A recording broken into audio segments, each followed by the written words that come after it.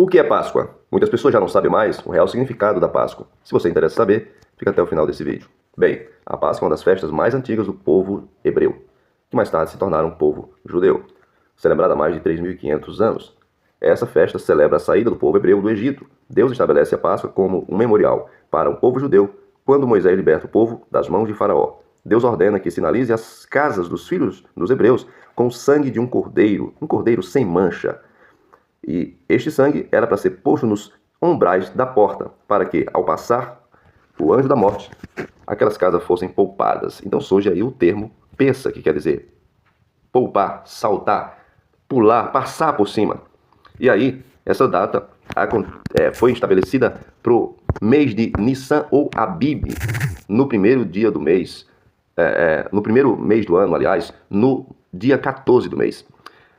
Esse mês de Abib ou Nissan vai no nosso calendário, né, acontece do mês de março para abril.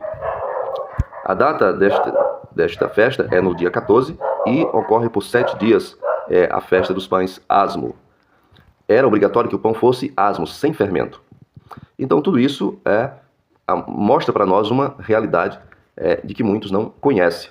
O verdadeiro símbolo da Páscoa judaica é o cordeiro, ervas amargosas, os pães asmos e o mosto, ou o vinho. Tudo isso tem um significado. Embora seja para representar a saída do povo do Egito, nós sabemos que há por trás uma grande tipologia. Há um símbolo maravilhoso aí que aponta para o futuro. Então tudo isso aponta para Jesus. O cordeiro representa Jesus, o cordeiro de Deus que tira o pecado do mundo, o cordeiro sem mancha, sem mácula, sem pecado. As ervas amargosas, a amargura tanto do povo do Egito como o futuro, a amargura que Jesus havia de passar no Getsemane, na cruz, em todo aquele momento ali do seu sacrifício. E também o vinho, o cálice, representa o sangue de Jesus e o pão asmo representa o seu corpo, que simbolicamente é a igreja, né? A igreja é o corpo de Cristo. Então veja que coisa interessante.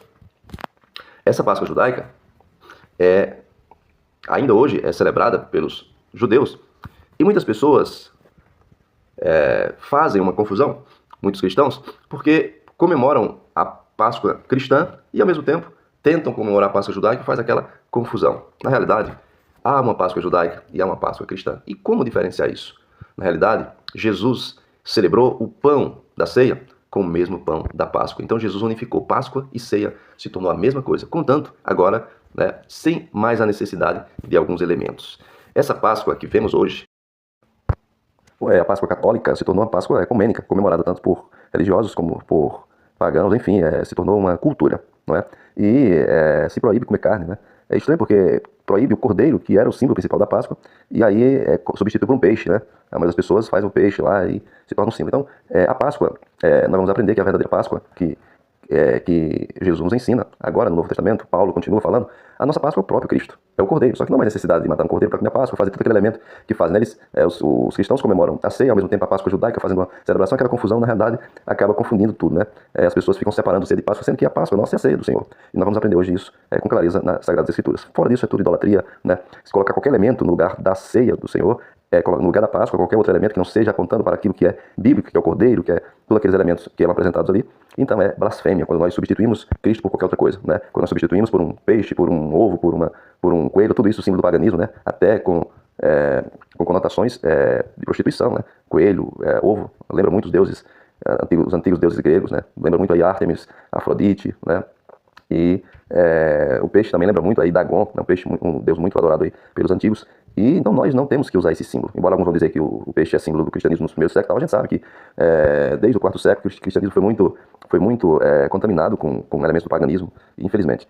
Não há necessidade de se usar essas coisas porque nós não podemos roubar o lugar da figura central da Páscoa, que é o Cordeiro Imaculado. Então quando nós falamos ovo de Páscoa, nós já estamos cometendo um grande erro, um pecado em dizer ovo da Páscoa, e a palavra Páscoa significa pensa, passar por cima, poupar, livrar o povo. Então quando a gente fala ovo de Páscoa, nós falamos ovo do livramento de Deus, e aí nós estamos cometendo um erro. Não há ovo de Páscoa, não há nada disso. Não há coelho de Páscoa, há o Cordeiro Pascual, isso sim. Então passo disso é idolatria. Então, onde é que está, então, o ensinamento no Novo Testamento para a celebração da Páscoa dos cristãos? Como os cristãos devem celebrar a Páscoa? Como é a Páscoa dos cristãos? Aí nós aprendemos com o próprio Cristo, que nós encontramos lá em 26 de Mateus, onde Jesus faz a festa dos asmos com os discípulos, na noite em que foi traído. Ele faz, então, se reúne para comer os pães asmos, né, que está lá no capítulo 26, versículo 17. No primeiro dia da festa dos pães asmos, chegaram os discípulos juntos de Jesus, dizendo: onde queres que façamos os preparativos para comer a Páscoa. Então, Páscoa e ceia é a mesma coisa. Aqui só há uma diferença pelo fato de que alguns elementos não é mais necessário no Novo Testamento. Jesus vai dizer no verso 26, e quando comiam, Jesus tomou o pão e o abençoou e o partiu e o deu aos discípulos e disse: tomai e comei, isto é o meu corpo. Tomando o cálice, dando graças, deu-lhe dizendo: bebeis todos, porque isto é o meu sangue, o sangue do Novo Testamento, que é derramado por muitos para a remissão dos pecados. E digo-vos que desde agora não bebereis deste fruto da vide, até aquele dia em que beba de novo convosco no reino de meu Pai. E tendo cantado o hino, saíram para o Monte das Oliveiras. O apóstolo Paulo vai continuar ensinando isso, dando o mesmo ensinamento de Jesus, né? Na sua epístola aos Coríntios, no capítulo 11, nós vemos Paulo ensinando a mesma coisa. 1 Coríntios, capítulo 11, veja o que Paulo ensina. Paulo diz o seguinte, Paulo diz, no capítulo 11, no versículo 23, ele diz: porque eu recebi do Senhor, que também vos ensinei, que o Senhor Jesus, aí ele vai dizer, né, no dia em que foi traído, isso é Paulo ensinando, o Senhor Jesus, na noite em que foi traído, aliás, tomou o pão, e tendo dado graças, o partiu, e disse: tomai e comei, isto é o meu corpo, que é partido por vós, fazer isto em memória de mim. Ele não mandou fazer em memória dele qualquer outra coisa, ele mandou fazer em memória dele isto aqui que ele fez, né? Semelhantemente, também depois de cear, tomou o cálice, dizendo: este cálice é o Novo Testamento no meu sangue. Fazer isto todas as vezes que bebereis em memória de mim. Porque toda vez que comedes este pão e beber deste cálice, anunciar a morte do Senhor até que venha. Portanto, qualquer que comer este pão ou beber o cálice do Senhor indignamente será culpado do corpo e do sangue do Senhor. Examine-se, pois, o homem a si mesmo, e assim coma este pão e beba este cálice. Então, Paulo está ensinando, né?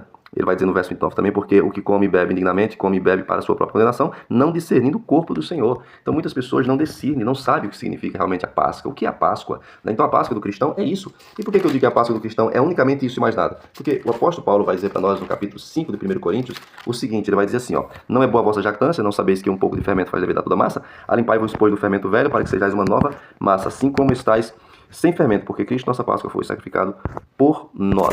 E aí ele continua dizendo: pelo que façamos festa com o fermento velho, não com o fermento velho, nem com o fermento da maldade e da malícia, mas com os asmos da sinceridade e da verdade. Então Paulo está dizendo o seguinte, olha, ele começa: não é boa a vossa jactância. O que é jactância? Soberba, né? Orgulho, inchado, você achar que está bem, que não precisa de nada, que não precisa mudar nada. Ele vai dizer: não, nós precisamos nos purificar, nos reconciliar com Deus e entender que ao cultuarmos a Deus, nós devemos se prepararmos para oferecer um sacrifício, um louvor que agrade a Deus. Então ele vai dizer o seguinte: não sabeis que um pouco de fermento faz levedar toda a massa? Não sabeis que um pouco de pecado, Paulo está usando aqui uma metáfora, não sabeis que um pouco de pecado pode estragar, pode comprometer ali toda uma vida, né? A igreja, um pecado pode destruir uma alma. E aí ele vai dizer o seguinte: alimpai, pois, do fermento velho, para que sejais uma nova massa, ou seja, alimpai-vos dos velhos hábitos, do velho homem, da velha natureza, e seja uma nova criatura. Aí ele vai dizer o que mais? Ele vai dizer: assim como estáis sem fermento, porque Cristo, nossa Páscoa, foi sacrificada por nós, assim que estáis sem pecado, não que nós não pecamos mais, mas que nos purificamos todas as vezes que nos reconciliamos com Deus, porque Cristo morreu por nós. E ele vai dizer mais: pelo que façamos festa, façamos culto, façamos ajuntamento de adoração a Deus, não com fermento velho, não com hábitos velhos, com fermento, né, da maldade e da malícia, ou com ensinamentos, ou com doutrinas, ou qualquer costumes que não seja, né, bíblico, qualquer invencionismo, né? Mas ele diz assim: mas com os asmos da sinceridade e da verdade, mas com a pureza, né, com os asmos, né, da sinceridade e da verdade. Então é isso que Deus quer de nós, que nós venhamos fazer como Ele nos ensinou. Então, quem é a nossa Páscoa? É o próprio Jesus. Então, todos os anos, né, nós celebramos isso. Todos os anos nós fazemos a nossa Páscoa, que é unicamente o pão e o cálice representando Jesus, que é a nossa Páscoa. Passo disso, qualquer elemento que você colocar no lugar de Cristo é idolatria. Não substitua Cristo por nada. Cristo é a nossa Páscoa. E se você gostou, compartilhe, né, com seus amigos, né, e com certeza vai edificar também aqueles que não têm conhecimento do verdadeiro sentido da Páscoa. Deus abençoe, fique com Deus e até o próximo vídeo.